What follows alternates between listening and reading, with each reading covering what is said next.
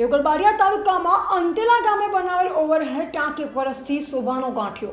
દેવગઢ બારિયા તાલુકાના અંતેલા ગામે પાણી પુરવઠા યોજના હેઠળ ગામના પરિવારોને પીવાના પાણીની સુવિધા સારું ઓવરહેડ પાણીની ટાંકી બનાવેલ છે। આ પાણીની ટાંકી 1 વર્ષથી બની ગઈ, પરંતુ આ સુધી ગ્રામ લોકોને પીવાનું પાણી આપી શકી નથી। પાણીનું કનેક્શન સ્થાપિત નહીં થયું હોવાથી લાભાર્થી પરિવારો માટે આ પાણીની ટાંકી શોભાનો ગાંઠ્યો બની છે। પાણી પુરવઠા વિભાગના ઇજનેરો કહે છે કે એજન્સીઓનો આંતરિક પ્રશ્ન છે, પરંતુ એમાં ગ્રામ લોકો શું કામ હેરાન થાય।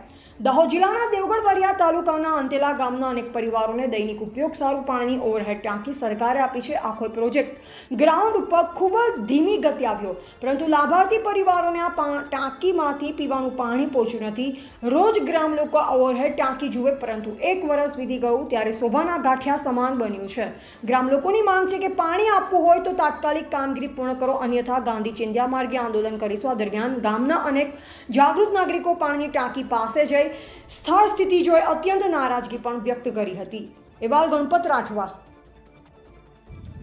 આજે પાણીનો ટાંકો બનાવ્યો છે, આ લોકોએ આની અંદર નથી પાણી આવતું કે નહીં, કઈ નહીં આવતું। આજે લગભગ 1 વર્ષથી આ ટાંકો બનાવેલો છે, બરાબર છે।